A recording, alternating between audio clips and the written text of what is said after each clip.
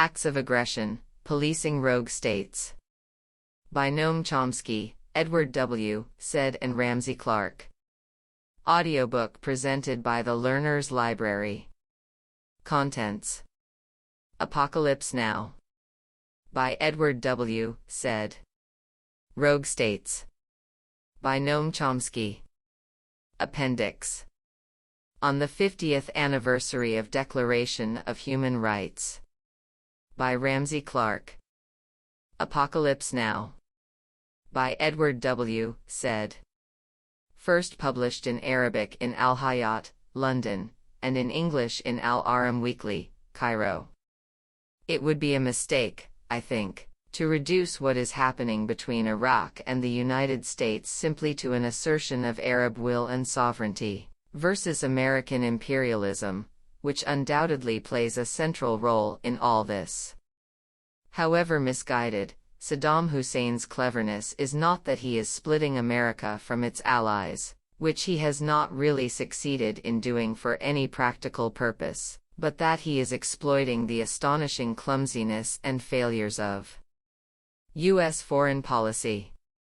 Very few people, least of all Saddam himself, can be fooled into believing him to be the innocent victim of American bullying. Most of what is happening to his unfortunate people who are undergoing the most dreadful and unacknowledged suffering is due in considerable degree to his callous cynicism, first of all, his indefensible and ruinous invasion of Kuwait, his persecution of the Kurds, his cruel egoism and pompous self-regard which persists in aggrandizing himself and his regime at exorbitant and, in my opinion, totally unwarranted cost.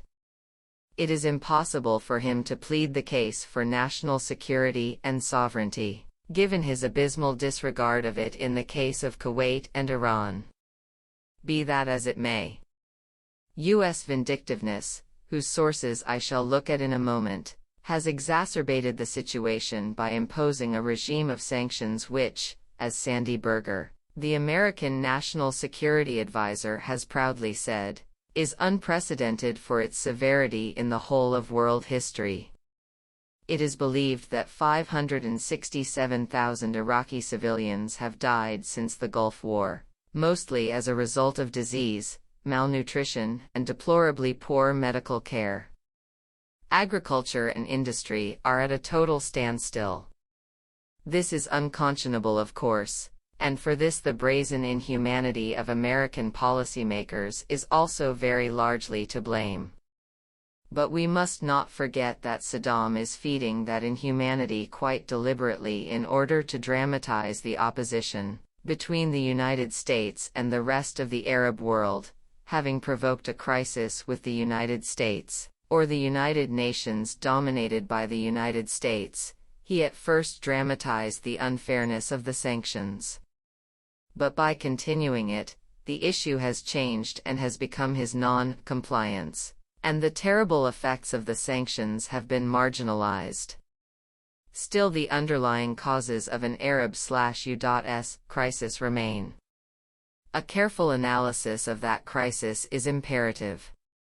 The United States has always opposed any sign of Arab nationalism or independence, partly for its own imperial reasons and partly because its unconditional support for Israel requires it to do so. Since the 1973 war, and despite the brief oil embargo, Arab policy up to and including the peace process has tried to circumvent or mitigate that hostility by appealing to the United States for help, by a good behavior, by willingness to make peace with Israel. Yet mere compliance with the wishes of the United States can produce nothing, except occasional words of American approbation for leaders who appear moderate. Arab policy was never backed up with coordination, or collective pressure, or fully agreed upon goals. Instead, each leader tried to make separate arrangements both with the United States and with Israel, none of which produced very much except escalating demands and a constant refusal by the United States to exert any meaningful pressure on Israel. The more extreme Israeli policy becomes, the more likely the United States has been to support it. and the less respect it has for the large mass of Arab peoples whose future and well-being are mortgaged to illusory hopes embodied, for instance, in the Oslo Accords. Moreover, a deep gulf separates Arab culture and civilization from the United States, and in the absence of any collective Arab information and cultural policy, the notion of an Arab people with traditions, cultures, and identities of their own is simply inadmissible in the United States. Arabs are dehumanized. They are seen as violent, irrational terrorists always on the lookout for murder and bombing outrages. The only Arabs worth doing business with for the United States are compliant leaders, businessmen, and military people whose arms purchases, the highest per capita in the world, are helping the American economy keep afloat. Beyond that, there is no feeling at all, for instance, for the dreadful suffering of the Iraqi people whose identity and existence have simply been lost sight of in the present situation. This morbid, obsessional fear and hatred of the Arabs has been a constant theme in U.S. foreign policy since World War II. In some way also, anything positive about the Arabs is seen in the United States as a threat to Israel. In this respect, pro-Israeli American Jews, traditional Orientalists, and military hawks have played a devastating role. Moral opprobrium is heaped on Arab states as it is on no others. Turkey, for example, has been conducting a campaign against the Kurds for several years, yet nothing is heard about this in the United States. Israel occupies territory illegally for 30 years, it violates the Geneva Conventions at will, conducts invasions, terrorist attacks and assassinations against Arabs, and still, the United States vetoes every sanction against it in the United Nations.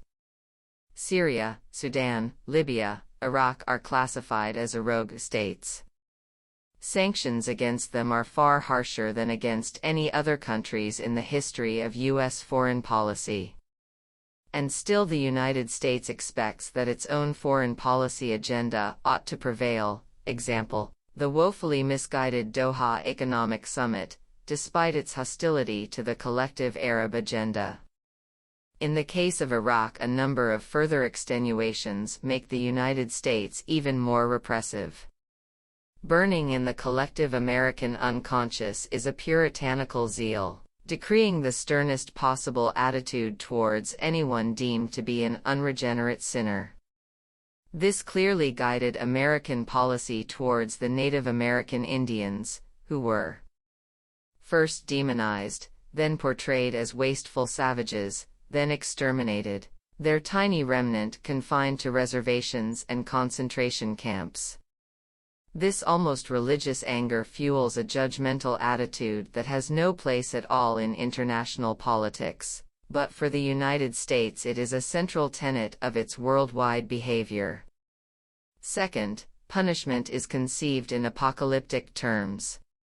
During the Vietnam War, a leading general advocated, and almost achieved, the goal of bombing the enemy into the Stone Age. The same view prevailed during the Gulf War in 199L. Sinners are meant to be condemned terminally, with the utmost cruelty regardless of whether or not they suffer the cruelest agonies. The notion of a justified punishment for Iraq is now uppermost in the minds of most American consumers of news, and with that goes an almost orgiastic delight in the power used to confront Iraq in the Gulf.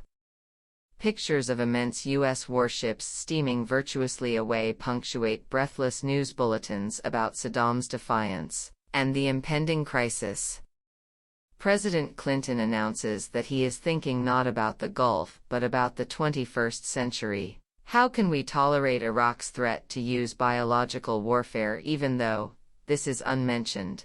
It is clear from the United Nations Special Committee, UNSCOM, reports that he neither has the missile capacity, nor the chemical arms, nor the nuclear arsenal, nor in fact the anthrax bombs that he is alleged to be brandishing.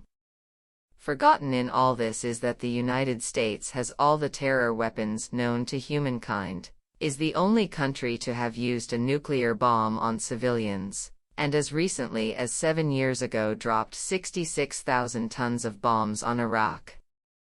As the only country involved in this crisis that has never had to fight a war on its own soil, it is easy for the United States and its mostly brainwashed citizens to speak in apocalyptic terms.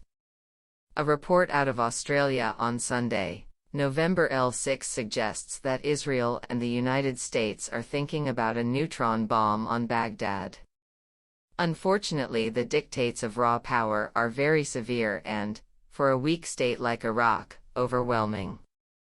Certainly, U.S. misuse of the sanctions to strip Iraq of everything, including any possibility for security, is monstrously sadistic.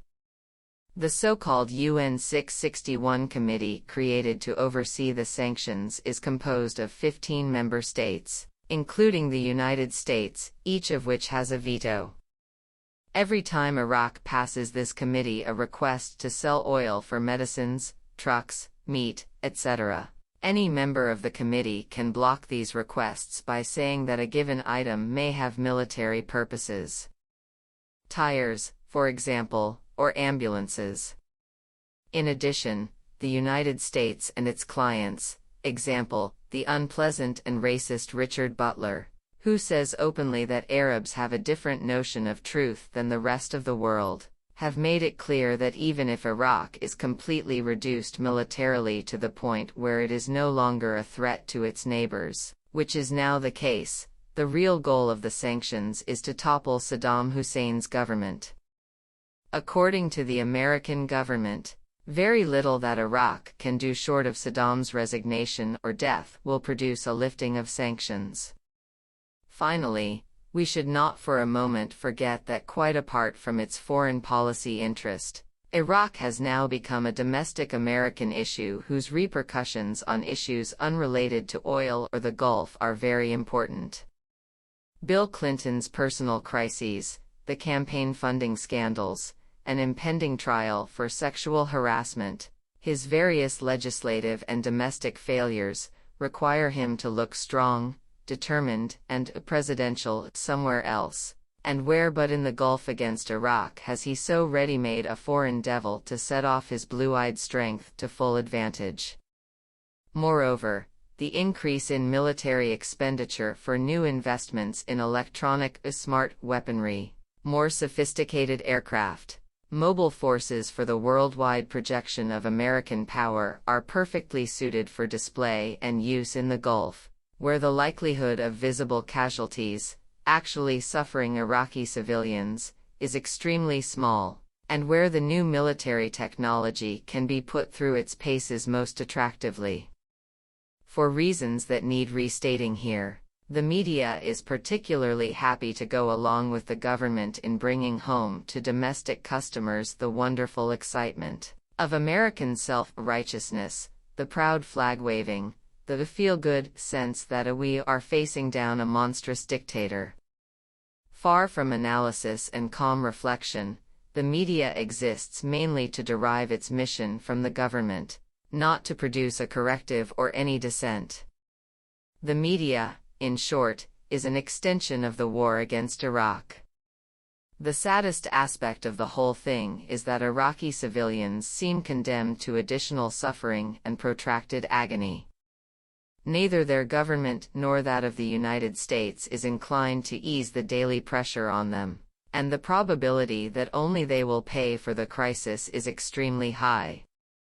At least, and it isn't very much, there seems to be no enthusiasm among Arab governments for American military action, but beyond that there is no coordinated Arab position, not even on the extremely grave humanitarian question. It is unfortunate that, according to the news, there is rising popular support for Saddam in the Arab world, as if the old lessons of defiance without real power have still not been learned. Undoubtedly, the United States has manipulated the United Nations to its own ends, a rather shameful exercise given at the same time that the Congress once again struck down a motion to pay $1 billion in arrears to the World Organization.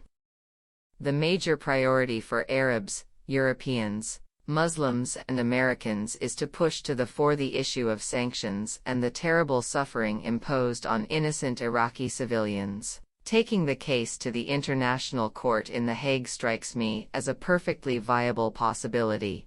But what is needed is a concerted will on behalf of Arabs who have suffered the U.S.'s egregious blows for too long without an adequate response. Rogue States. By Noam Chomsky. First published in Z Magazine, April 1998. The concept of a rogue state plays a preeminent role today in policy planning and analysis.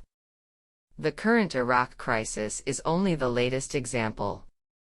Washington and London declared Iraq a rogue state, a threat to its neighbors and to the entire world, an outlaw nation, led by a reincarnation of Hitler who must be contained by the guardians of world order, the United States and its British junior partner, to adopt the term ruefully employed by the British Foreign Office half a century ago. The concept merits a closer look. But first, let's consider its application in the current crisis. The most interesting feature of the debate over the Iraq crisis is that it never took place. True, many words flowed, and there was dispute about how to proceed. But discussion kept within rigid bounds that excluded the obvious answer: the United States and Britain should act in accord with their laws and treaty obligations. The relevant legal framework is formulated in the Charter of the United Nations, a solemn treaty, recognized as the foundation of international law and world order, and under the U.S. Constitution, the supreme law of the land. The Charter states that the Security Council shall determine the existence of any threat to the peace, breach of the peace, or act of aggression, and shall make recommendations, or decide what measures shall be taken in accordance with Articles 41 and 42, which detail the preferred measures not involving the use of armed force, and permit the Security Council to take further action if it finds such measures inadequate. The only exception is Article 51, which permits the right of individual or collective self-defense against armed attack, until the Security Council has taken the measures necessary to maintain international peace and security. Apart from these exceptions, member states shall refrain in their international relations from the threat or use of force. There are legitimate ways to react to the many threats to world peace. If Iraq's neighbors feel threatened, they can approach the Security Council to authorize appropriate measures to respond to the threat. If the United States and Britain feel threatened, they can do the same. But no state has the authority to make its own determinations on these matters and to act as it chooses. The United States and Britain would have no such authority even if their own hands were clean, hardly the case. Outlaw states do not accept these conditions, Saddam's Iraq, for example, or the United States.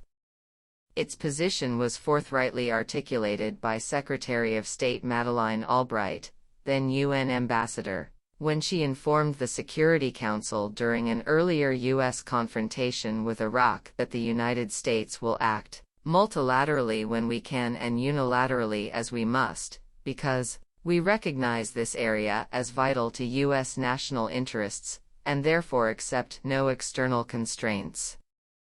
Albright reiterated that stand when UN Secretary-General Kofi Annan undertook his February 1998 diplomatic mission. "We wish him well," she stated, "and when he comes back we will see what he has brought and how it fits with our national interest, which will determine how we respond." When Annan announced that an agreement had been reached, Albright repeated the doctrine: it is possible that he will come with something we don't like, in which case we will pursue our national interest. President Clinton announced that if Iraq fails the test of conformity, as determined by Washington, everyone would understand that then the United States and hopefully all of our allies would have the unilateral right to respond at a time, place, and manner of our own choosing, in the manner of other violent and lawless states. The Security Council unanimously endorsed Annan's agreement, rejecting U.S/U.K. demands that it authorize their use of force in the event of non-compliance. The resolution warned of severest consequences, but with no further specification. In the crucial final paragraph, the Council decides, in accordance with its responsibilities under the Charter, to remain actively seized of the matter, in order to ensure implementation of this resolution and to ensure peace and security in the area. The Council, no one else, in accordance with the Charter. The facts were clear and unambiguous. Headlines read, "An automatic strike isn't endorsed," Wall Street Journal, "UN rebuffs US on threat to Iraq if it breaks pact," New York Times, etc. Britain's UN ambassador privately assured his colleagues on the Council that the resolution does not grant the United States and Britain an automatic trigger to launch strikes against Iraq if it impedes UN searches. It has to be the Security Council who determines when to use armed force, the ambassador of Costa Rica declared, expressing the position of the Security Council. Washington's reaction was different. U.S. Ambassador Bill Richardson asserted that the agreement did not preclude the unilateral use of force, and that the United States retains its legal right to attack Baghdad at will. State Department spokesperson James Rubin dismissed the wording of the resolution as not as relevant as the kind of private discussions that we've had. "I am not saying that we don't care about that resolution, but we've made clear that we don't see the need to return to the Security Council if there is a violation of the agreement." The President stated that the resolution provides authority to act if the United States is dissatisfied with Iraqi compliance. His press secretary made clear that that means military action. U.S. insists it retains right to punish Iraq, the New York Times headline read, accurately.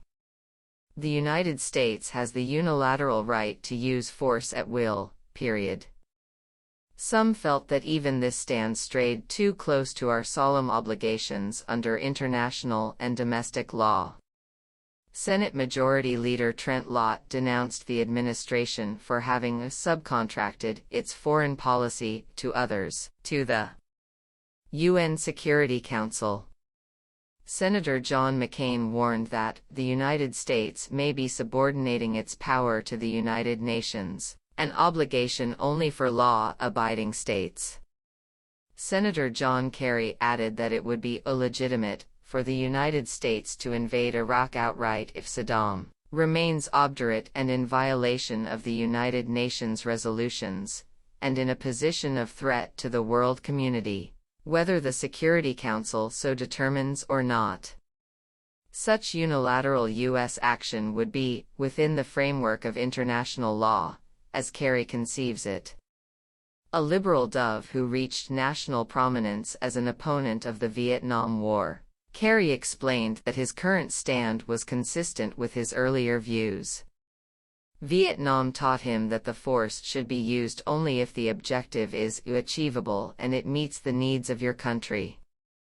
Saddam's invasion of Kuwait was therefore wrong for only one reason: it was not achievable, as matters turned out. At the liberal dovish end of the spectrum, Annan's agreement was welcomed, but within the narrow framework that barred the central issues. In a typical reaction, the Boston Globe stated that had Saddam not backed down, the United States would not only have been justified in attacking Iraq, it would have been irresponsible not to, with no further questions asked.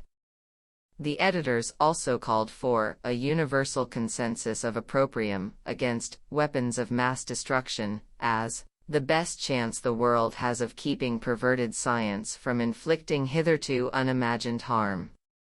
A sensible proposal. One can think of easy ways to start, without the threat of force, but these are not what are intended. Political analyst William Pfaff deplored Washington's unwillingness to consult theological or philosophical opinion. The views of Thomas Aquinas and Renaissance theologian Francisco Suarez, as a part of the analytical community in the United States and Britain, had done during the 1950s and 1960s, seeking guidance from philosophy and theology, but not the foundations of contemporary international and domestic law, which are explicit, though irrelevant to the intellectual culture.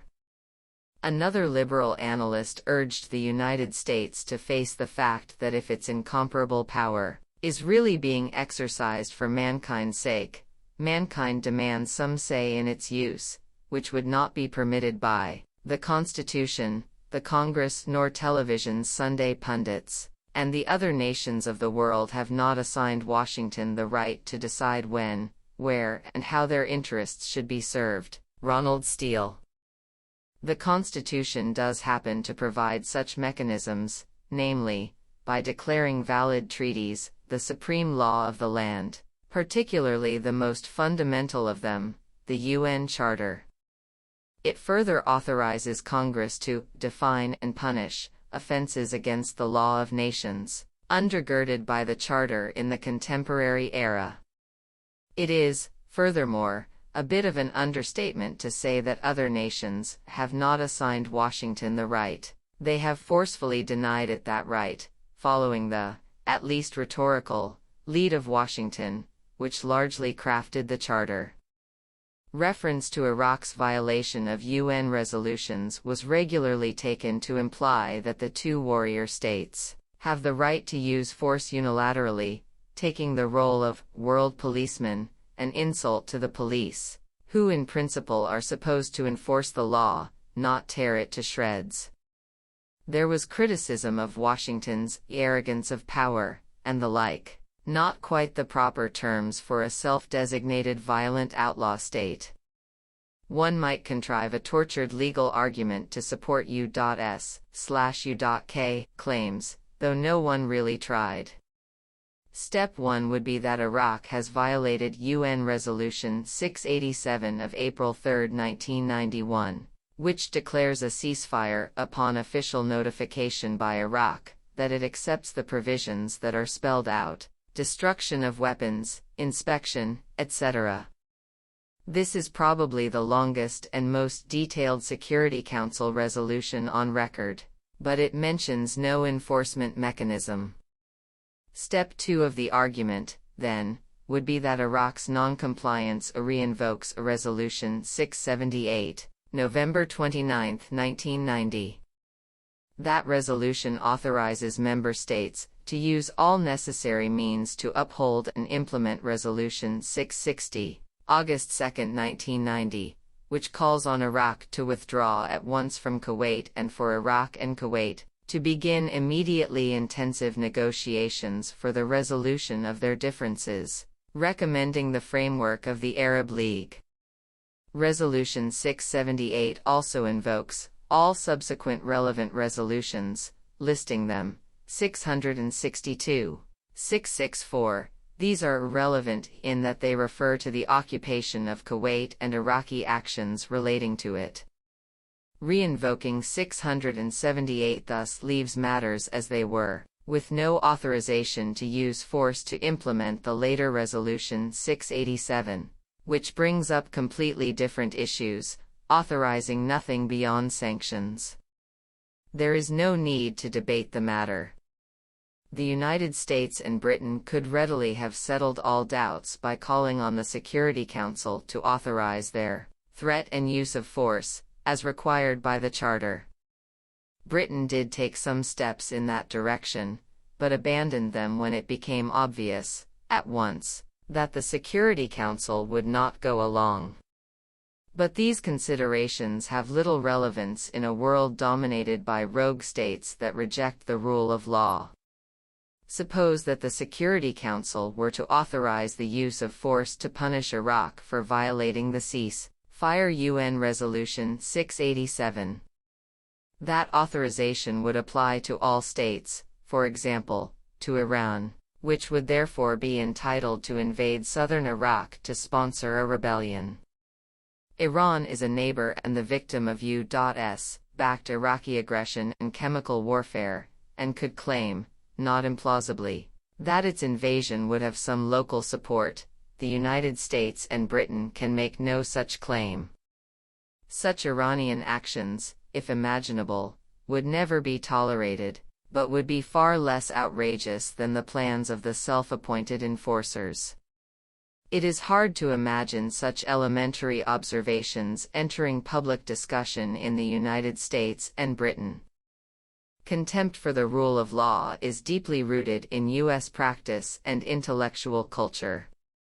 Recall, for example, the reaction to the judgment of the World Court in 1986 condemning the United States for unlawful use of force against Nicaragua, demanding that it desist and pay extensive reparations, and declaring all U.S. aid to the Contras, whatever its character, to be military aid, not humanitarian aid. The court was denounced on all sides for having discredited itself.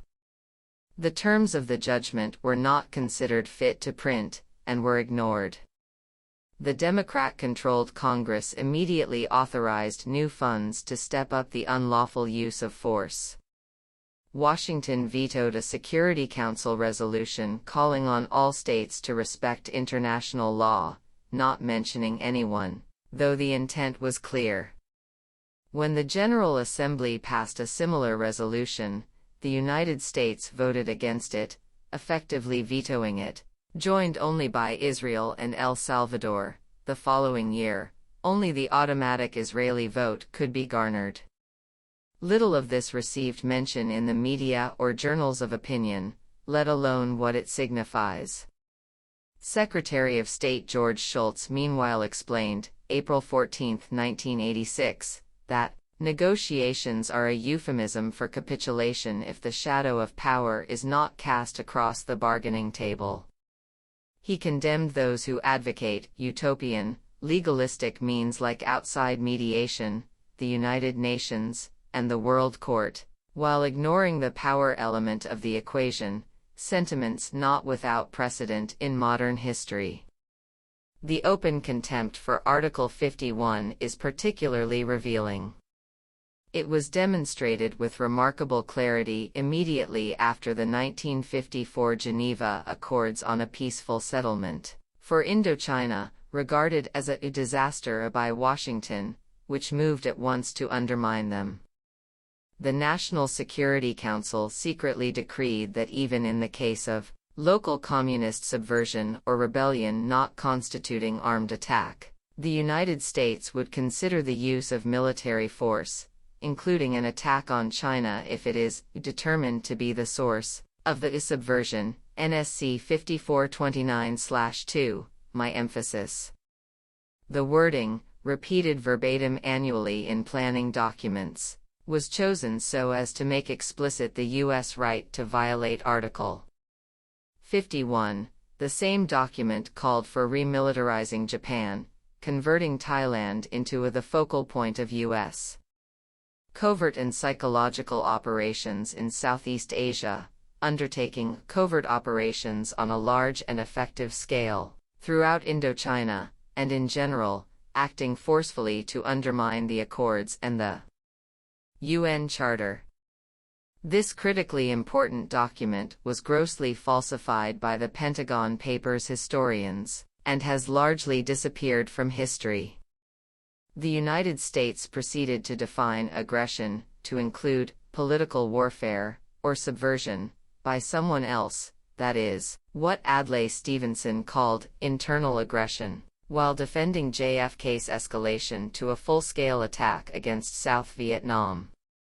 When the United States bombed Libyan cities in 1986, the official justification was self-defense against future attack. New York Times legal specialist Anthony Lewis praised the administration for relying on a legal argument that violence, in this case, is justified as an act of self-defense, under this creative interpretation of Article 51 of the Charter, which would have embarrassed a literate high school student. The U.S. invasion of Panama was defended in the Security Council by Ambassador Thomas Pickering by appeal to Article 51, which, he declared, provides for the use of armed force to defend a country, to defend our interests and our people, and entitles the United States to invade Panama to prevent its territory from being used as a base for smuggling drugs into the United States. Educated opinion nodded sagely in assent. In June 1993, Clinton ordered a missile attack on Iraq, killing civilians and greatly cheering the president, congressional doves, and the press, who found the attack appropriate, reasonable, and necessary. Commentators were particularly impressed by Ambassador Albright's appeal to Article 51. The bombing, she explained, was in self-defense against armed attack, namely, an alleged attempt to assassinate former President Bush 2 months earlier, an appeal that would have scarcely risen to the level of absurdity even if the United States had been able to demonstrate Iraqi involvement. Administration officials, speaking anonymously, informed the press that the judgment of Iraq's guilt was based on circumstantial evidence and analysis rather than ironclad intelligence, the New York Times reported, dismissing the matter. The press assured elite opinion that the circumstances plainly fit Article 51, Washington Post. Any president has a duty to use military force to protect the nation's interests, New York Times, while expressing some skepticism about the case in hand. Diplomatically, this was the proper rationale to invoke, and Clinton's reference to the UN Charter conveyed an American desire to respect international law, Boston Globe. Article 51 permits states to respond militarily if they are threatened by a hostile power, Christian Science Monitor.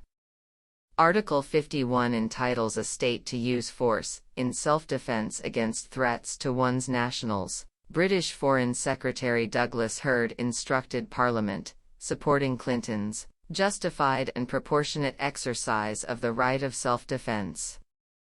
There would be a dangerous state of paralysis in the world, Hurd continued, if the United States were required to gain Security Council approval before launching missiles against an enemy that might, or might not, have ordered a failed attempt to kill an ex-president 2 months earlier. The record lends considerable support to the concern widely voiced about rogue states that are dedicated to the rule of force, acting in the national interest as defined by domestic power, most ominously, rogue states that anoint themselves global judge and executioner. Rogue states, the narrow construction. It is also interesting to review the issues that did enter the non-debate on the Iraq crisis. But first a word about the concept rogue state. The basic conception is that although the Cold War is over, the United States still has the responsibility to protect the world, but from what? Plainly it cannot be from the threat of radical nationalism, that is, unwillingness to submit to the will of the powerful. Such ideas are only fit for internal planning documents, not the general public. From the early 1980s, it was clear that the conventional technique for mass mobilization was losing its effectiveness. The appeal to JFK's monolithic and ruthless conspiracy, Reagan's evil empire. New enemies were needed. At home, fear of crime, particularly drugs, was stimulated by a variety of factors that have little or nothing to do with crime itself, the National Criminal Justice Commission concluded, including media practices and the role of government and private industry in stoking citizen fear, exploiting latent racial tension for political purposes, with racial bias in enforcement and sentencing that is devastating black communities, creating a racial abyss, and putting the nation at risk of a social catastrophe. The results have been described by criminologists as the American Gulag, the new American apartheid, with African Americans now a majority of prisoners for the first time in U.S. history, imprisoned at well over 7 times the rate of whites, completely out of the range of arrest rates, which themselves target blacks far out of proportion to drug use or trafficking. Abroad, the threats were to be international terrorism, Hispanic narco-traffickers, and most serious of all, rogue states. A secret 1995 study of the Strategic Command, which is responsible for the strategic nuclear arsenal, outlines the basic thinking. Released through the Freedom of Information Act, the study, Essentials of Post-Cold War Deterrence, shows how the United States shifted its deterrent strategy from the defunct Soviet Union to so-called rogue states such as Iraq, Libya, Cuba, and North Korea, AP reports. The study advocates that the United States exploit its nuclear arsenal to portray itself as irrational and vindictive if its vital interests are attacked. That should be a part of the national persona we project to all adversaries, particularly the rogue states. It hurts to portray ourselves as too fully rational and cool-headed, let alone committed to such silliness as international law and treaty obligations.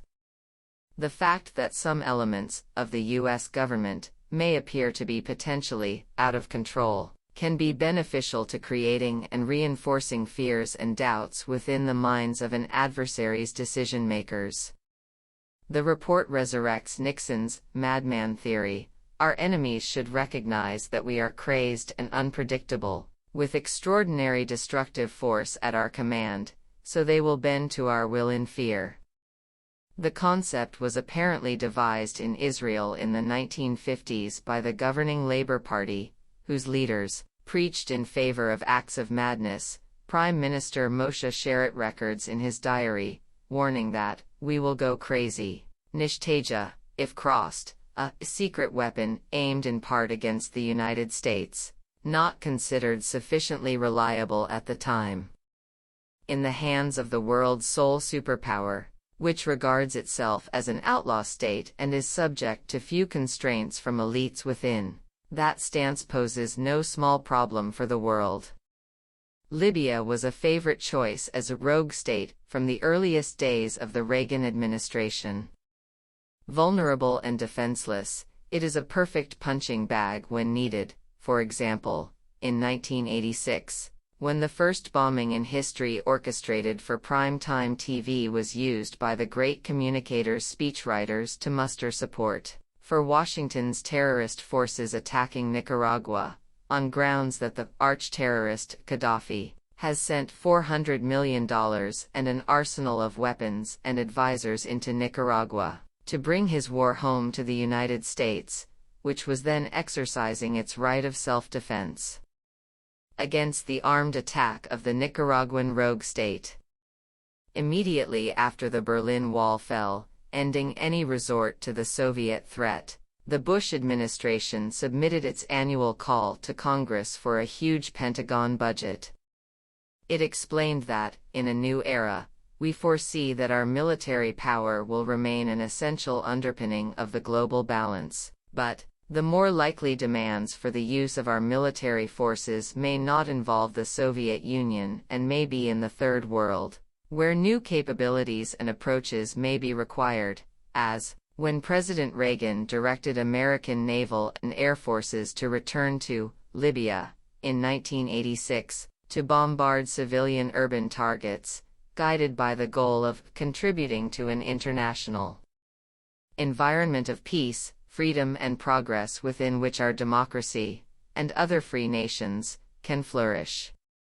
The primary threat we face is the growing technological sophistication of the Third World. We must therefore strengthen the defense industrial base, aka high-tech industry, creating incentives to invest in new facilities and equipment as well as in research and development. And we must maintain intervention forces, particularly those targeting the Middle East, where the threats to our interests that have required direct military engagement could not be laid at the Kremlin's door, contrary to endless fabrication, now put to rest.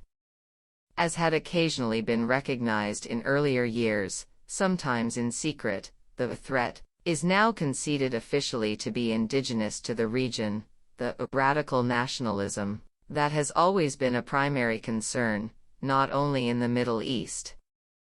At the time, the threats to our interests could not be laid at Iraq's door either. Saddam was then a favored friend and trading partner. His status changed only a few months later, when he misinterpreted U.S. willingness to allow him to modify the border with Kuwait by force as authorization to take the country over, or from the perspective of the Bush administration, to duplicate what the United States had just done in Panama. At a high-level meeting immediately after Saddam's invasion of Kuwait, President Bush articulated the basic problem. "My worry about the Saudis is that they're going to bug out at the last minute and accept a puppet regime in Kuwait." Chair of the Joint Chiefs Colin Powell posed the problem sharply: "The next few days Iraq will withdraw, putting his puppet in, and everyone in the Arab world will be happy." Historical parallels are never exact, of course. When Washington partially withdrew from Panama after putting its puppet in, there was great anger throughout the hemisphere, including Panama.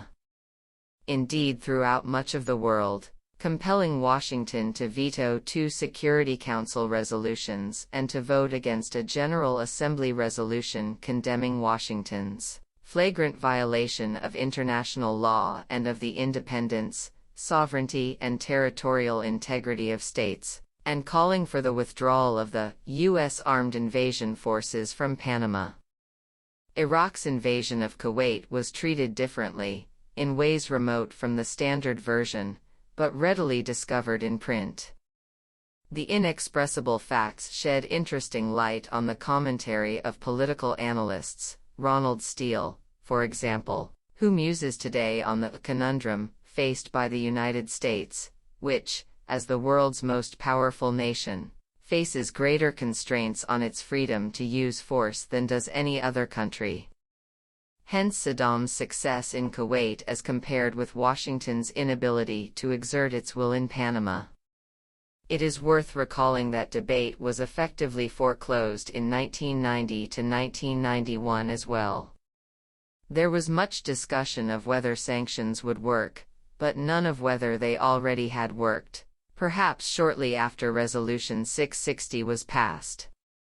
Fear that sanctions might have worked animated Washington's refusal to test Iraqi withdrawal offers from August 1990 to early January.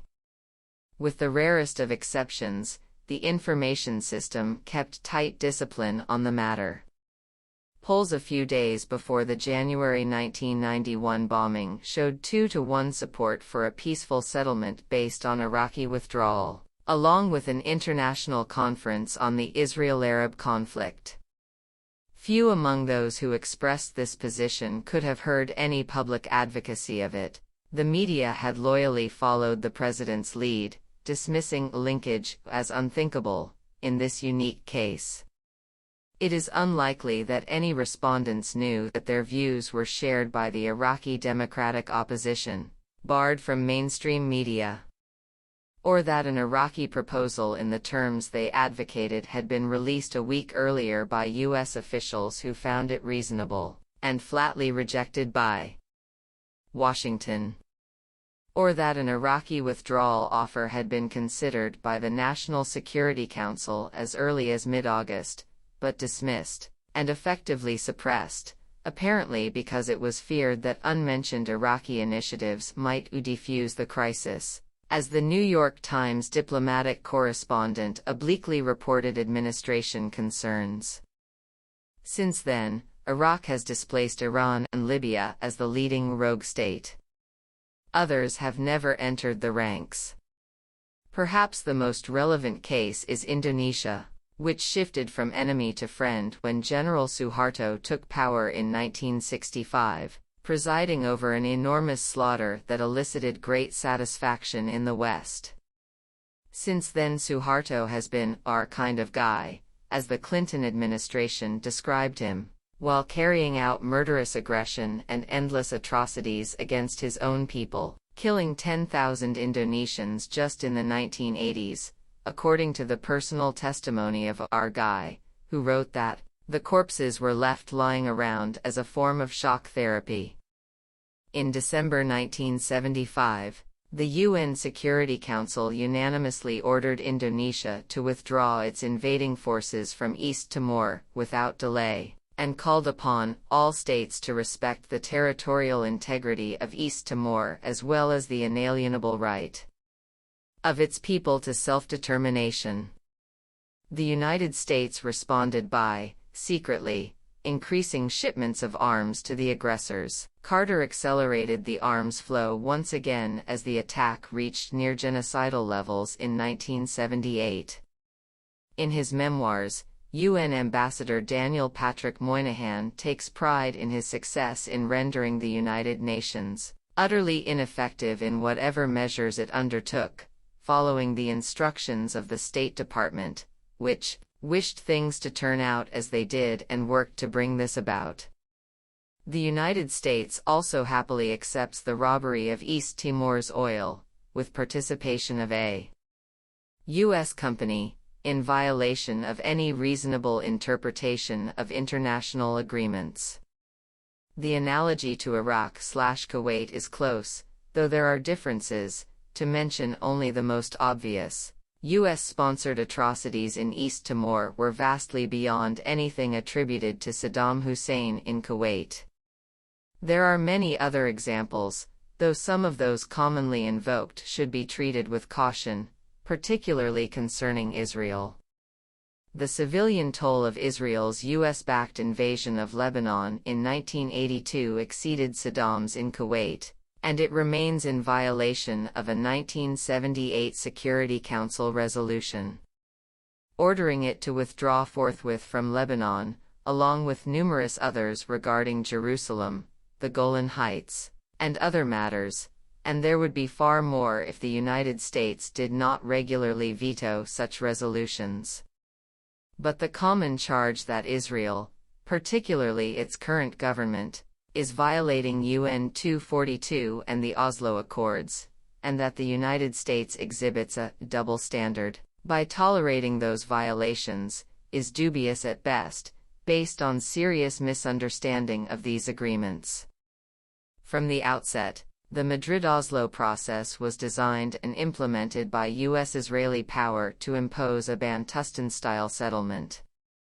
The Arab world has chosen to delude itself about the matter, as have many others, but they are clear in the actual documents, and particularly in the U.S.-supported projects of the Rabin-Peres governments, including those for which the current Likud government is now being denounced. It is clearly untrue to claim that Israel is not demonstrably in violation of Security Council decrees, New York Times, but the reasons often given should be examined carefully. Returning to Iraq, it surely qualifies as a leading criminal state. Defending the U.S. plan to attack Iraq at a televised public meeting on February 18, Secretaries Albright and Cohen repeatedly invoked the ultimate atrocity Saddam was guilty of, using weapons of mass destruction against his neighbors as well as his own people, his most awesome crime. It is very important for us to make clear that the United States and the civilized world cannot deal with somebody who is willing to use those weapons of mass destruction on his own people, not to speak of his neighbors, Albright emphasized in an angry response to a questioner who asked about U.S. support for Suharto. Shortly after, Senator Lott condemned Kofi Annan for seeking to cultivate a human relationship with a mass murderer, and denounced the administration for trusting a person who would sink so low. Ringing words. Putting aside their evasion of the question raised, Albright and Cohen only forgot to mention, and commentators have been kind enough not to point out, that the acts that they now find so horrifying did not turn Iraq into a rogue state. And Lott failed to note that his heroes Reagan and Bush forged unusually warm relations with the mass murderer. There were no passionate calls for a military strike after Saddam's gassing of Kurds at Halabja in March 1988. On the contrary, the United States and Britain extended their strong support for the mass murderer, then also our kind of guy. When ABC TV correspondent Charles Glass revealed the site of one of Saddam's biological warfare programs 10 months after Halabja, the State Department denied the facts, and the story died. The department now issues briefings on the same site, Glass observes. The two guardians of global order also expedited Saddam's other atrocities, including his use of cyanide, nerve gas, and other barbarous weapons, with intelligence, technology, and supplies, joining with many others. The Senate Banking Committee reported in 1994 that the U.S. Commerce Department had traced shipments of biological materials, identical to those later found and destroyed by UN inspectors, Bill Blum recalls. These shipments continued at least until November 1989. A month later, Bush authorized new loans for his friend Saddam, to achieve the goal of increasing U.S. exports and put us in a better position to deal with Iraq regarding its human rights record, the State Department announced with a straight face, facing no criticism in the mainstream press, or even report. Britain's record was exposed, at least in part, in an official inquiry, Scott Inquiry. The British government has just now been compelled to concede that it continued to grant licenses to British firms to export materials usable for biological weapons after the Scott Report was published, at least until December 1996. In a February 28 review of Western sales of materials usable for germ warfare and other weapons of mass destruction, The Times mentions one example of U.S. sales in the 1980s, including deadly pathogens, with government approval, some from the Army's Center for Germ Research in Fort Detrick. Just the tip of the iceberg, however. A common current pretense is Saddam's crimes were unknown, so we are now properly shocked at the discovery and must make clear that we civilized folk cannot deal with the perpetrator of such crimes, Albright. The posture is cynical fraud. UN reports of 1986 and 1987 condemned Iraq's use of chemical weapons. U.S. embassy staffers in Turkey interviewed Kurdish survivors of chemical warfare attacks, and the CIA reported them to the State Department. Human rights groups reported the atrocities at Halabja and elsewhere at once. Secretary of State George Shultz conceded that the United States had evidence on the matter. An investigative team sent by the Senate Foreign Relations Committee in 1988 found overwhelming evidence of extensive use of chemical weapons against civilians, charging that Western acquiescence in Iraqi use of such weapons against Iran had emboldened Saddam to believe, correctly, that he could use them against his own people with impunity, actually against Kurds, hardly the people of this tribal-based thug. The chair of the committee, Claiborne Pell, introduced the Prevention of Genocide Act of 1988, denouncing silence, while people are gassed, as a complicity, much as when the world was silent as Hitler began a campaign that culminated in the near extermination of Europe's Jews, and warning that we cannot be silent to genocide again. The Reagan administration strongly opposed sanctions and insisted that the matter be silenced, while extending its support for the mass murderer. In the Arab world, the Kuwait press was amongst the most enthusiastic of the Arab media in supporting Baghdad's crusade against the Kurds, journalist Adel Darwish reports. In January 1991, while the war drums were beating, the International Commission of Jurists observed to the UN Human Rights Commission that after having perpetrated the most flagrant abuses on its own population without a word of reproach from the UN. Iraq must have concluded it could do whatever it pleased. United Nations in this context means the United States and Britain, primarily. That truth must be buried along with international law and other utopian distractions. An unkind commentator might remark that recent U.S./U.K. toleration for poison gas and chemical warfare is not too surprising. The British used chemical weapons in their 1919 intervention in North Russia against the Bolsheviks, with great success according to the British command. As Secretary of State at the War Office in 1919, Winston Churchill was enthusiastic about the prospects of using poison gas against uncivilized tribes, Kurds and Afghans, and authorized the RAF Middle East Command to use chemical weapons against recalcitrant Arabs as experiment, dismissing objections by the India office as unreasonable and deploring the squeamishness about the use of gas. We cannot in any circumstances acquiesce in the non-utilization of any weapons which are available to procure a speedy termination of the disorder which prevails on the frontier, he explained. Chemical weapons are merely the application of Western science to modern warfare. The Kennedy administration pioneered the massive use of chemical weapons against civilians as it launched its attack against South Vietnam in 1961 to 1962. There has been much rightful concern about the effects on U.S. soldiers, but not the incomparably worse effects on civilians.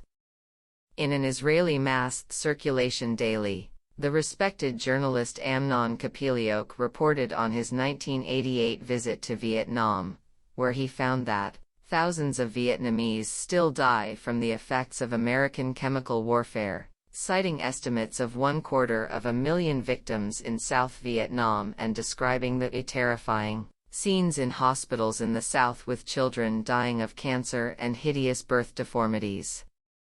It was South Vietnam that was targeted for chemical warfare, not the North, where these consequences are not found, he reports. There is also substantial evidence of U.S. use of biological weapons against Cuba, reported as minor news in 1977, and at worst only a small component of continuing U.S. terror. These precedents aside, the United States and Britain are now engaged in a deadly form of biological warfare in Iraq. The destruction of infrastructure and banning of imports to repair it has caused disease, malnutrition, and early death on a huge scale, including 567,000 children by 1995, according to UN investigations. UNICEF reports 4,500 children dying a month in 1996. In a bitter condemnation of the sanctions, January 20, 1998, 54 Catholic bishops quoted the Archbishop of the southern region of Iraq, who reports that epidemics rage, taking away infants and the sick by the thousands, while those children who survive disease succumb to malnutrition. The bishop's statement, reported in full in Stanley Heller's journal, The Struggle, received scant mention in the press. The United States and Britain have taken the lead in blocking aid programs, for example, delaying approval for ambulances on the grounds that they could be used to transport troops, barring insecticides to prevent spread of disease and spare parts for sanitation systems. Meanwhile, Western diplomats point out, the U.S. had directly benefited from the humanitarian operation as much, if not more, than the Russians and the French, for example, by purchase of $600 million worth of Iraqi oil, second only to Russia, and sale by U.S. companies of $200 million in humanitarian goods to Iraq. They also report that most of the oil bought by Russian companies ends up in the United States. Washington's support for Saddam reached such an extreme that it was even willing to overlook an Iraqi Air Force attack on the USS Stark, killing 37 of the crew, a privilege otherwise enjoyed only by Israel, in the case of the USS Liberty. It was Washington's decisive support for Saddam, well after the crimes that now so shock the administration and Congress, that led to Iranian capitulation to Baghdad and Washington, Dilip Hero concludes in his History of the Iran-Iraq War. The two allies had coordinate their military operations against Tehran.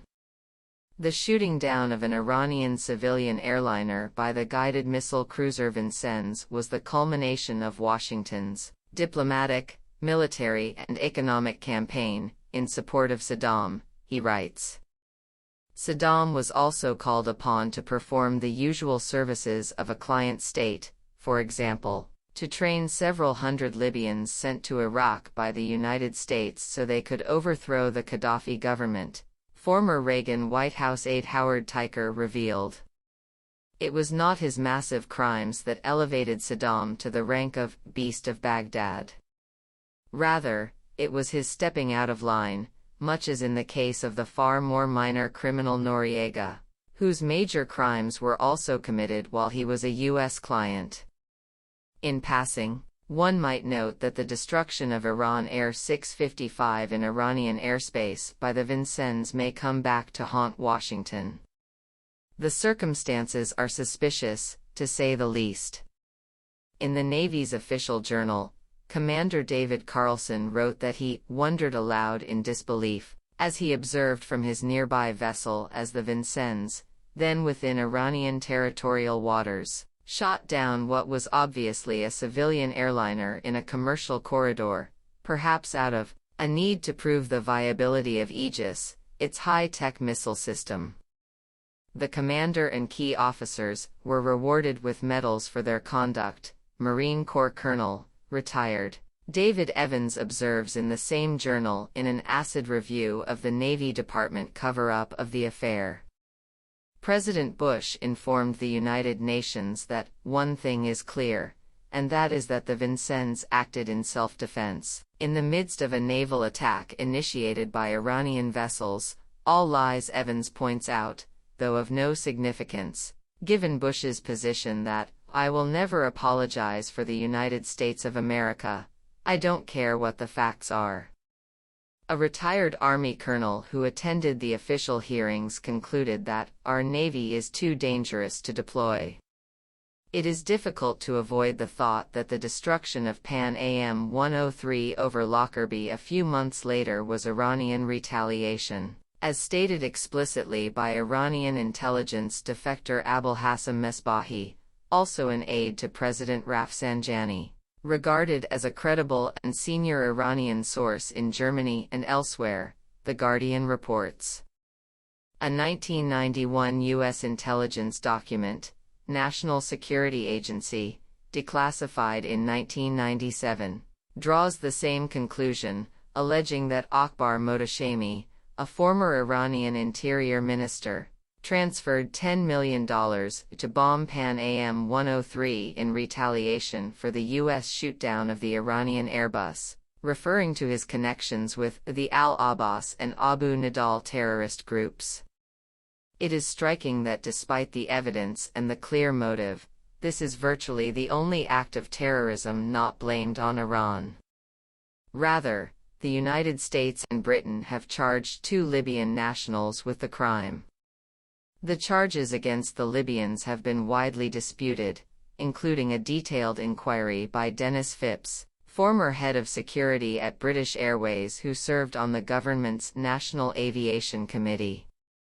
The British Organisation of Families of Lockerbie Victims believe that there has been a major cover-up, spokesperson Dr. Jim Swire, and regard as more credible the account given in Alan Frankovich's documentary, The Maltese Cross, which provides evidence of the Iranian connection and a drug operation involving a courier working for the U.S. Drug Enforcement Administration. The film was shown at the British House of Commons and on British TV, but rejected here. The U.S. families keep strictly to Washington's version. Also intriguing is the U.S/U.K. refusal to permit a trial of the accused Libyans. This takes the form of rejection of Libya's offer to release the accused for trial in some neutral venue, to a judge nominated by the UN, December 1991, a trial at The Hague, under Scottish law, etc. These proposals have been backed by the Arab League and the British Relatives Organization but flatly rejected by the United States and Britain.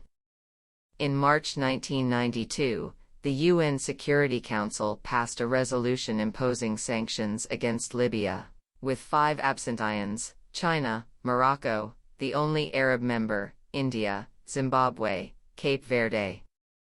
There was considerable arm-twisting. Thus China was warned that it would lose U.S. trade preferences if it vetoed the resolution. The U.S. press has reported Libya's offer to release the suspects for trial, dismissing it as worthless and ridiculing Gaddafi's dramatic gesture of calling for the surrender of U.S. pilots who bombed 2 Libyan cities, killing 37 people, including his adopted daughter. Plainly, that is as absurd as requests by Cuba and Costa Rica for extradition of U.S. terrorists. It is understandable that the United States and Britain should want to ensure a trial they can control, as in the case of the Noriega kidnapping. Any sensible defense lawyer would bring up the Iranian connection in a neutral venue. How long the charade can continue is unclear. In the midst of the current Iraq crisis, the World Court rejected the U.S/U.K. claim that it has no jurisdiction over the matter, and intends to launch a full hearing, 13-2, with the U.S. and British judges opposed, which may make it harder to keep the lid on. The court ruling was welcomed by Libya and the British families. Washington and the U.S. media warned that the World Court ruling might prejudice the 1992 UN resolution that demanded that Libya must surrender those accused of the Lockerbie bombing for trial in Scotland or the United States. New York Times, that Libya extradite the suspects to the United States and Britain, AP. These claims are not accurate. The issue of transfer to Scotland or the United States never arose, and is not mentioned in the UN resolutions. Resolution 731, January 21, 1992, urges the Libyan government immediately to provide a full and effective response to requests in connection with the legal procedures related to attacks against Pan Am 103 and a French airliner.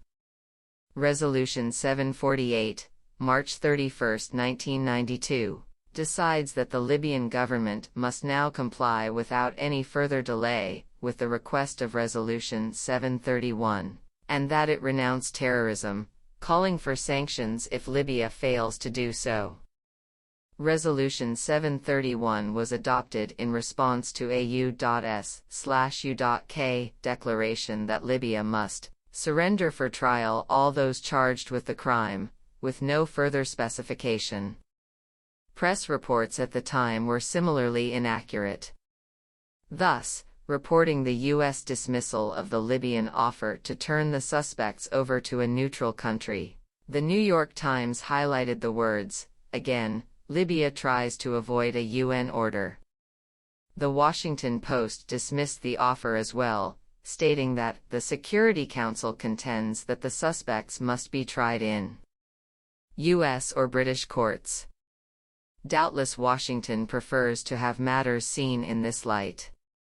A correct account was given in a 1992 opinion piece by international legal authority Alfred Rubin of the Fletcher School, Christian Science Monitor, who noted that the Security Council resolution makes no mention of extradition to the United States and Britain, and observes that its wording departs so far from what the United States, Britain, and France are reported to have wanted that current public statements and press accounts reporting an American diplomatic triumph, and UN pressures on Libya seem incomprehensible. Unfortunately, the performance is all too routine. In the New York Times, British specialist on UN law Mark Weiler, in an op-ed, agreed with Rubin that the United States should follow the clear requirements of international law and accept Libya's proposal for World Court adjudication. Libya's response to the U.S/U.K. request was precisely as mandated by international law, Weiler wrote, condemning the United States and Britain for having flatly refused to submit the issue to the World Court. Rubin and Weiler also ask obvious further questions. Suppose that New Zealand had resisted powerful French pressures to compel it to abandon its attempt to extradite the French government terrorists who had bombed the Rainbow Warrior in Auckland Harbour, or that Iran were to demand that the captain of the Vincennes be extradited? The World Court has now drawn the same conclusion as Rubin and Weiler. The qualifications as a rogue state are illuminated further by Washington's reaction to the uprisings in Iraq in March 1991, immediately after the cessation of hostilities. The State Department formally reiterated its refusal to have any dealings with the Iraqi Democratic Opposition, and as from before the Gulf War, they were virtually denied access to the major U.S. media. Political meetings with them would not be appropriate for our policy at this time, State Department spokesperson Richard Boucher stated. This time happened to be March 14, 1991, while Saddam was decimating the Southern opposition under the eyes of General Schwarzkopf, refusing even to permit rebelling military officers access to captured Iraqi arms. Had it not been for unexpected public reaction, Washington probably would not have extended even tepid support to rebelling Kurds, subjected to the same treatment shortly after. Iraqi opposition leaders got the message. Leith Kuba, head of the London-based Iraqi Democratic Reform Movement, alleged that the United States favors a military dictatorship, insisting that changes in the regime must come from within, from people already in power. London-based banker Ahmed Chalabi, head of the Iraqi National Congress, said that the United States, covered by the fig leaf of non-interference in Iraqi affairs, is waiting for Saddam to butcher the insurgents in the hope that he can be overthrown later by a suitable officer, an attitude rooted in the U.S. policy of supporting dictatorships to maintain stability. Administration reasoning was outlined by New York Times chief diplomatic correspondent Thomas Friedman. While opposing a popular rebellion, Washington did hope that a military coup might remove Saddam, and then Washington would have the best of all worlds, an iron-fisted Iraqi junta without Saddam Hussein, a return to the days when Saddam's iron fist held Iraq together, much to the satisfaction of the American allies Turkey and Saudi Arabia, not to speak of Washington. 2 years later, in another useful recognition of reality, he observed that it has always been American policy that the iron-fisted Mr. Hussein plays a useful role in holding Iraq together, maintaining stability. There is little reason to believe that Washington has modified the preference for dictatorship over democracy, deplored by the ignored Iraqi Democratic Opposition, though it doubtless would prefer a different iron fist at this point. If not, Saddam will have to do. The concept rogue state is highly nuanced. Thus Cuba qualifies as a leading rogue state because of its alleged involvement in international terrorism, but the United States does not fall into the category despite its terrorist attacks against Cuba for close to 40 years, apparently continuing through last summer according to important investigative reporting of the Miami Herald, which failed to reach the national press. In the United States, it did in Europe. Cuba was a rogue state when its military forces were in Angola, backing the government against South African attacks supported by the United States. South Africa, in contrast, was not a rogue state then, nor during the Reagan years, when it caused over $60 billion in damage and 1.5 million deaths in neighboring states according to a UN commission, not to speak of some events at home, and with ample U.S./U.K. support. The same exemption applies to Indonesia and many others. The criteria are fairly clear. A rogue state is not simply a criminal state, but one that defies the orders of the powerful, who are, of course, exempt. Acts of Aggression, Policing Rogue States. By Noam Chomsky, Edward W. said and Ramsey Clark. More on the debate. That Saddam is a criminal is undoubtedly true, and one should be pleased, I suppose, that the United States and Britain, and mainstream doctrinal institutions, have at last joined those who prematurely condemned U.S./U.K. support for the mass murderer. It is also true that he poses a threat to anyone within his reach. On the comparison of the threat with others, there is little unanimity outside the United States and Britain, after their ambiguous transformation from August 1990. Their 1998 plan to use force was justified in terms of Saddam's threat to the region, but there was no way to conceal the fact that the people of the region objected to their salvation so strenuously that governments were compelled to join in opposition. Bahrain refused to allow U.S./British forces to use bases there. The President of the United Arab Emirates described U.S. threats of military action as bad and loathsome, and declared that Iraq does not pose a threat to its neighbors. Saudi Defense Minister Prince Sultan had already stated that, "We'll not agree and we are against striking Iraq as a people and as a nation," causing Washington to refrain from a request to use Saudi bases. After Annan's mission, long-serving Saudi Foreign Minister Prince Saud al-Faisal reaffirmed that any use of Saudi air bases has to be a UN, not a U.S. issue. An editorial in Egypt's quasi-official journal, Al-Ahram, described Washington's stand as coercive, aggressive, unwise and uncaring about the lives of Iraqis, who are unnecessarily subjected to sanctions and humiliation, and denounced the planned U.S. aggression against Iraq. Jordan's parliament condemned any aggression against Iraq's territory and any harm that might come to the Iraqi people. The Jordanian army was forced to seal off the city of Amman after 2 days of pro-Iraq rioting. A political science professor at Kuwait University warned that Saddam has come to represent the voice of the voiceless in the Arab world, expressing popular frustration over the New World Order and Washington's advocacy of Israeli interests. Even in Kuwait, support for the U.S. stance was at best a tepid and cynical over U.S. motives, the press recognized.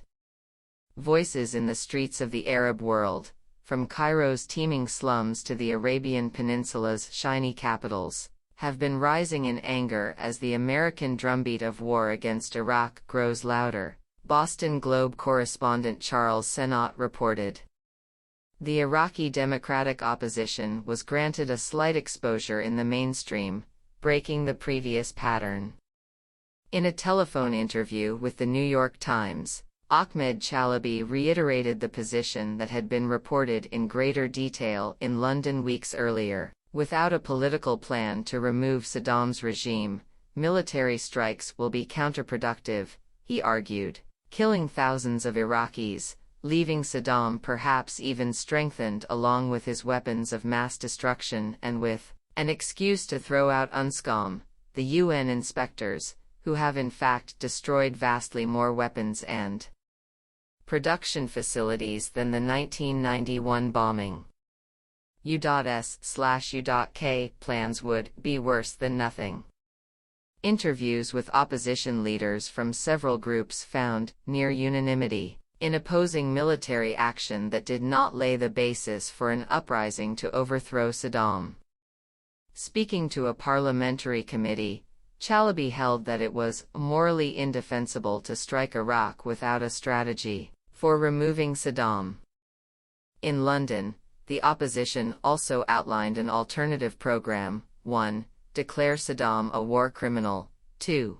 Recognize a provisional Iraqi government formed by the opposition, 3.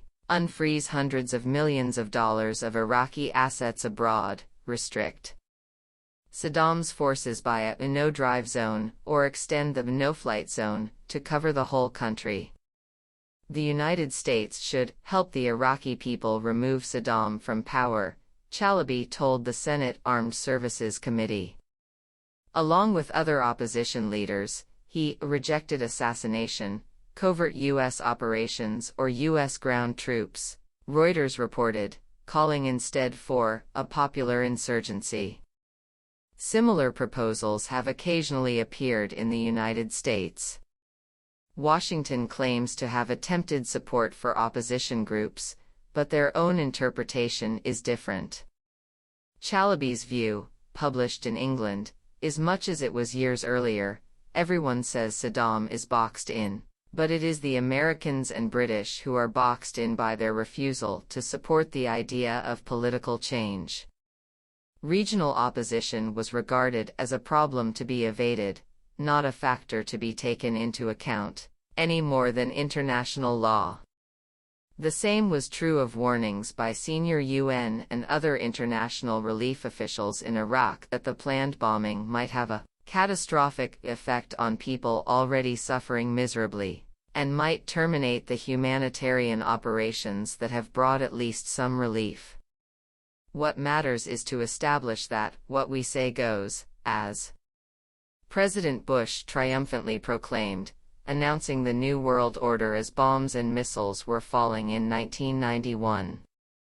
As Kofi Annan was preparing to go to Baghdad, former Iranian President Rafsanjani, still a pivotal figure in Tehran, was given an audience by the ailing King Fahd in Saudi Arabia, British Middle East correspondent David Gardner reported, in contrast to the treatment experienced by Madeleine Albright on her recent trips to Riyadh seeking support from America's main Gulf ally.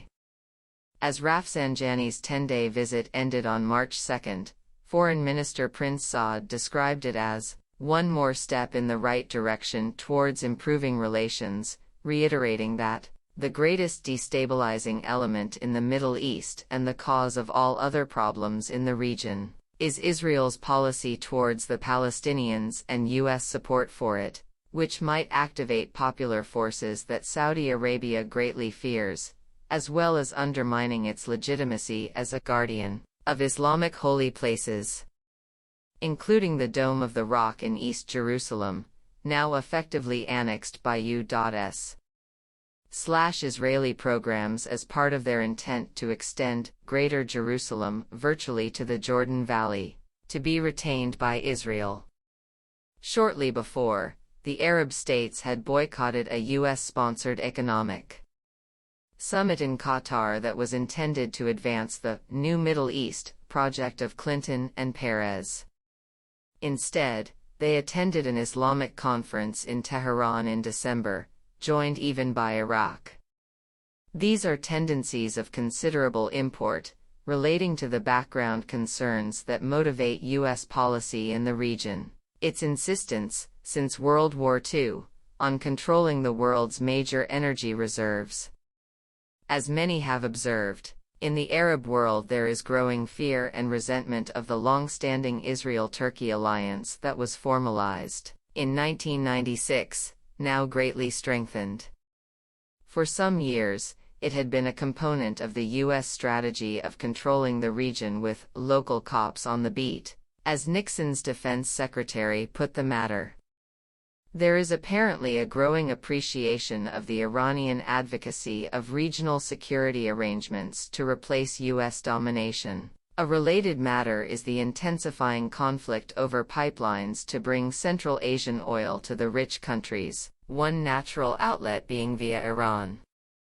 And U.S. energy corporations will not be happy to see foreign rivals, now including China and Russia as well, gain privileged access to Iraqi oil reserves, second only to Saudi Arabia in scale, or to Iran's natural gas, oil, and other resources. For the present, Clinton planners may well be relieved to have escaped temporarily from the box they had constructed that was leaving them no option but a bombing of Iraq that could have been harmful even to the interests they represent. The respite is temporary. It offers opportunities to citizens of the warrior states to bring about changes of consciousness and commitment that could make a great difference in the not-too-distant future. Appendix. On the 50th anniversary of the Universal Declaration of Human Rights. By Ramsey Clark. The world has never had a good definition of the word liberty, and the American people, just now, are much in want of one. We all declare for liberty, but in using the same word we do not all mean the same thing.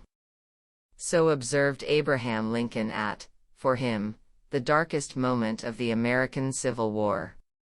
He had just received reports of the massacre of 800 Union soldiers, former slaves whose ancestors were brought from Africa in chains.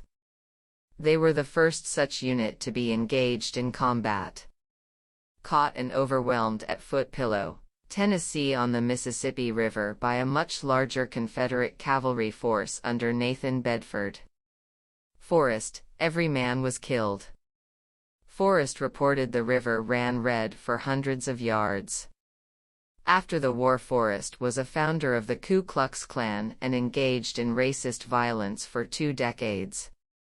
For 4 years after the Foot Pillow Massacre, in the preamble to the Universal Declaration of Human Rights on December 10, 1948, the UN General Assembly found a common understanding of these rights and freedoms is of the greatest importance, and proclaimed its declaration in order to provide a good definition. The Universal Declaration was dominated by the experience, concerns, interests and values of a narrow segment of the people of the United Nations, primarily the governments of the rich nations, primarily the United States, England, and France. It emphasized political rights developed over centuries from their histories with little concern for economic, social, and cultural rights. Still, it was and remains an important contribution in the continuing struggle for justice. In the 5th paragraph of its preamble, the Declaration notes the United Nations has affirmed the dignity and worth of the human person and the equal rights of men and women, and have determined to promote social progress and better standards of life in larger freedom. Article 1 provides, all human beings are born free and equal in dignity and rights. Article 5 states, no one shall be subjected to torture or to cruel, inhuman, or degrading treatment or punishment. Article 25 declares, 1. Everyone has the right to a standard of living adequate for the health and well-being of himself and of his family, including food, clothing, housing, and medical care. The United States government pays lip service to the Declaration, but its courts have consistently refused to enforce its provisions, reasoning it is not a legally binding treaty or contract, but only a declaration. This ignores the fact that international law recognizes the provisions of the Declaration as being incorporated into customary international law, which is binding on all nations. The most fundamental, dangerous, and harmful violation of the Universal Declaration of Human Rights on its 15th birthday is economic sanctions imposed on entire populations. The United States alone blockades 11 million Cubans in the face of the most recent General Assembly resolution, approved by 157 nations condemning the blockade, with only the United States and Israel in opposition. The entire population of Cuba and every Cuban has had the right to a standard of living adequate for health and well-being, including food, clothing, housing, and medical care, deliberately violated by the United States blockade. Security Council sanctions against Iraq, which are forced by the United States, have devastated the entire nation, taking the lives of more than 1,500,000 people, mostly infants, children, chronically ill and elderly, and harming millions more by hunger, sickness, and sorrow. The sanctions destroy the dignity and rights of the people of Iraq and are the most extreme form of cruel, inhuman, and degrading treatment, which are prohibited by the Declaration. Despite the cruelest destruction of the most basic human rights and liberties of all the people in Iraq, including rights to medicine, safe drinking water, and sufficient food, the United States government, with the major mass media in near-perfect harmony, proclaims itself the world's champion of liberty and human rights. The problem, as Lincoln surely knew, is not merely one of definitions. It is a problem of power, will, and accountability. The United States intends to have its way and serve its own interests, with Iraq, Cuba, Libya, Iran, the Sudan, and many other countries. Whatever the consequences to the liberties and rights of those who live there. The United States' control over and its concerted action with the mass media enables it to demonize such countries, its victims, for terrorism, threats to world peace, and human rights violations at the very time it rains Tomahawk cruise missiles on them and motivates and finances armed insurrections and violence against them. At the same time, the United States increases its own staggeringly large prison industry, with more than 1 million persons confined, including 40% of all African American males between 17 and 27 years old in the state of California. Simultaneously, the United States spends more on its military than the 10 largest military budgets of other nations combined, sells most of the arms and sophisticated weapons still increasing worldwide while rejecting an international convention to prohibit landmines and an international court of criminal justice. And the United States maintains and deploys the great majority of all weapons of mass destruction existent on Earth: nuclear, chemical, biological, and the most deadly of all, economic sanctions. It is imperative that clear definitions of all fundamental rights of people be clearly inscribed in international law, including economic rights, which are most basic to human need and on which all other rights are dependent, and rights to freedom from military aggression by a superpower or its surrogates. But without a passionate commitment by the people of the United States and other major powers to stop their own governments from violating those definitions of human rights, hold them accountable for their acts, and to prevent their own media from seducing them into acceptance or complacency, there will be no protection for the poor and powerless, and no correspondence between the words of rich and powerful nations and their deeds. We can be thankful for the Universal Declaration of Human Rights, but together the people of the world must do better to define and protect the humanity of the people. Edward W. Said was born in Jerusalem, Palestine, and attended schools there and in Cairo, Egypt. He is Old Dominion Foundation Professor in the Humanities at Columbia University. He is the author of Orientalism, Covering Islam, After the Last Sky, Culture and Imperialism, and many others. He was formerly a member of the Palestine National Council. Noam Chomsky is an activist, writer, and professor of linguistics at Massachusetts Institute of Technology, where he has taught since 1955. His most recent book is Profit Over People: Neoliberalism and Global Order, 7 Stories Press, 1998. Chomsky has published many titles in the Open Media Pamphlet series, including Media Control: The Spectacular Achievements of Propaganda. Ramsey Clark is an attorney, teacher, and writer. He served as Attorney General of the United States during the Johnson administration. He is actively engaged in practice of law in fields of law, peace, disarmament, human rights, civil liberties, voting rights, health, education, and others.